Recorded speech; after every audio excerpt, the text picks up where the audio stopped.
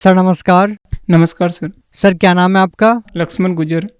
लक्ष्मण जी कहाँ से आए आप? मैं पूना महाराष्ट्र से। सर संत रामपाल जी महाराज जी की शरण में आने से पहले आप क्या भक्ति साधना करते थे? सभी देवी देवताओं की पूजा करता था मैं, और घर से जो हिंदू बिलोंग से आते हम, तो देवनारायण भगवान की वगैरह पूजा करते थे हम सब। लेकिन भक्ति करते करते भी इतने सारे दुख आते, तो हम ऐसे सोचे अभी कहाँ जाइए, कौन सी भक्ति करें। और बहुत सारे प्रॉब्लम में रहते, घर से भी झगड़ा वगैरह घर में। बहुत परेशान हो गए थे भक्ति कर करके। सर इतनी सारी भक्ति साधना आप पारंपरिक तरीके से कर रहे थे, इसके बावजूद भी आपको इतनी सारी परेशानियां क्यों हो रही थी? हमने सुना है कि भगवान तो बहुत सारे लाभ देता है। लेकिन भक्ति करते करते भी हम ऐसे लग रहे थे कि हम इतनी देवी देवताओं की भक्ति कर रहे हैं, लेकिन कोई सुख नहीं मिल रहा था। तो हमको लगा कि इतनी देव देवताओं की पूजा करने के बाद में भी कुछ सुख नहीं मिल रहा, तो और कोई भगवान इनसे ऊपर कोई होएगा। सर आपको संत रामपाल जी महाराज के बारे में कैसे पता लगा? हमको ज्ञान गंगा पुस्तक मिला है। तो मेरे ऑफिस में एक जॉब करते हैं आर्यन दास, तो उन्होंने मेरे को ज्ञान गंगा पुस्तक ला के दिया। तो ज्ञान गंगा पुस्तक पढ़ा तो मैं समझा कि सदगुरु रामपाल जी से नाम दीक्षा लेने के बाद में कितना भी भयंकर बीमारी हो तो वो ठीक हो जाती है। तो फिर मैंने ज्ञान गंगा पुस्तक पढ़ा, तो उसमें समझा कि हम दीक्षा ले लेते हैं। हम ज्ञान गंगा पुस्तक पढ़ के फिर सदगुरु रामपाल जी की शरणों में गए हम, सतलोक आश्रम बरवाला में। फिर सदगुरु रामपाल जी आश्रम में उधर गए तो बहुत अच्छा लगा मेरे को। और घर पे भी फ़ोन किया, मैं बोला मेरे को भगवान मिल गए सदगुरु रामपाल जी महाराज, और मैंने आज दीक्षा ले ली तो मेरे को अच्छा लग रहा है, तो परमात्मा की शरणों में आने के बाद में। सर आपने संत रामपाल जी महाराज से नाम दीक्षा कब ली? मैं 30 मई 2012 में ली। सर जैसा कि आप पूना से हैं और आपने संत रामपाल जी महाराज से हरियाणा में जाके नाम दीक्षा ली, तो सर आप महाराष्ट्र के ही किसी और धर्मगुरु से नाम दीक्षा लेते तो आपको नहीं लगता कि आपको इस तरह के लाभ मिल जाते? आप अपने महाराष्ट्र के ही किसी धर्मगुरु से नाम दीक्षा ले सकते थे।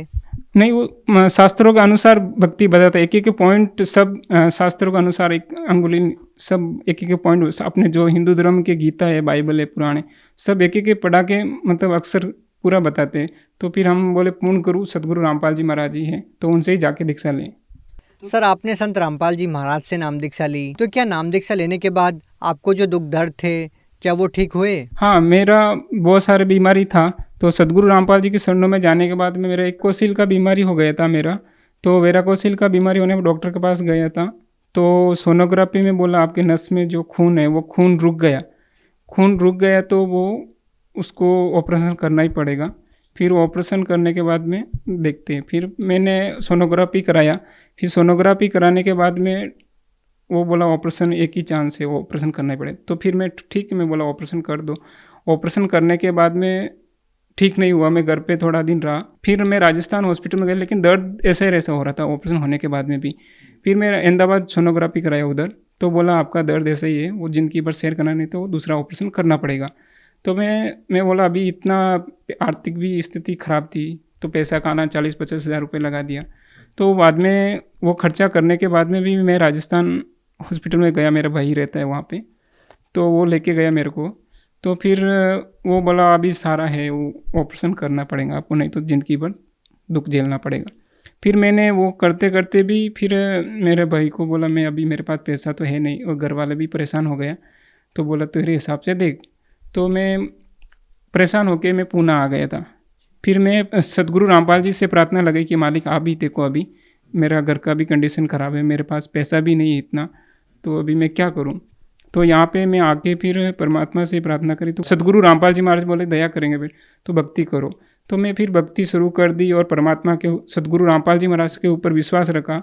और फिर भक्ति करते करते मेरा एक एक पैरालाइज की बीमारी थी मेरे, तो वो भी ठीक हो गई परमात्मा की दया से। सदगुरु रामपाल जी महाराज की दया से वो मेरी बीमारी ठीक हो गई। तो मेरे को और विश्वास बढ़ा कि मालिक है तो पूर्ण परमात्मा सदगुरु रामपाल जी महाराज जी है, तो वो सब दुख दूर होते जाते एक एक दुख। और मेरे घर में भी मेरे पिताजी को पैरालाइज हो गया था, वो पैरालाइज भी मेरे पिताजी, मैं बोला मैं सदगुरु रामपाल जी से प्रार्थना करो, वही सब कुछ ठीक कर सकते। तो मेरे पिताजी डॉक्टर बोले अभी मुंह देख लो, ये तो नहीं बचेंगे। तो मेरा भाई ने भी फ़ोन किया, पूना में रहता था मैं, तो बोला पिताजी का मुंह देख लो, लास्ट स्टेज पे है, तो नहीं बचने वाले वो। तो मैं गया राजस्थान और फिर मैं नाम दीक्षा ली सतगुरु रामपाल जी से। तो मैं सतगुरु रामपाल जी महाराज से प्रार्थना करी तो बोले ठीक हो जाएंगे बेटा। तो परमात्मा ने दया करी, वो भी ठीक हो गए। अभी तक 4-5 मेरे गांव में ऐसे केस हुए तो सब ठीक नहीं हुए, लेकिन मेरे पिताजी ठीक हो गए। तो परमात्मा की दया से सतगुरु रामपाल जी महाराज ने दया करी और आज सब कुछ ठीक है। और मेरे आर्थिक भी ठीक स्थिति ठीक हुई घर में, और दुकान वगैरह कपड़े की बना के दी मालिक की दया से, सतगुरु रामपाल जी महाराज से। तो वो भी अच्छा, अभी इधर में पूना में जॉब दिया मेरे को परमात्मा सतगुरु रामपाल जी महाराज ने। एक सेल्समैन का काम करता हूँ, अच्छी सैलरी मिलता है मेरे को इधर भी। कर्जा भी था 5-6 लाख का कर्जा, तो वो भी मेरे परमात्मा के सतगुरु रामपाल जी महाराज की दया से धीरे धीरे ठीक हो गया। जैसे ही हम सतगुरु रामपाल जी महाराज से जुड़े तो मेरे घर में लड़ाई झगड़ा वगैरह एकदम शांति से रहने लग गए, और सब प्यार से बोलते, ऐसे घर में सुख शांति रहने लग गया, और अभी कोई तकलीफ नहीं आने लगी। सर, आप भगत समाज को क्या संदेश देना चाहते हैं? हाँ, भगत समाज को यही बोलना चाहता हूँ मैं कि शास्त्रों के अनुसार भक्ति सतगुरु रामपाल जी महाराज जी बताते हैं, और अनेक सारे चैनल आते हैं, उस पर आप पट्टी चलती है, तो वो नंबरों पे आप संपर्क करके पुस्तक भी मंगा सकते हैं, और यूट्यूब पे सतलोक आश्रम पे भी आप सत्संग दे सकते हैं। तो वो देख के आप नंबर भी आपका पुस्तक मंगा के आप जुड़ सकते हैं, सतगुरु रामपाल जी से दीक्षा ले सकते हैं। जी धन्यवाद। सत्साई।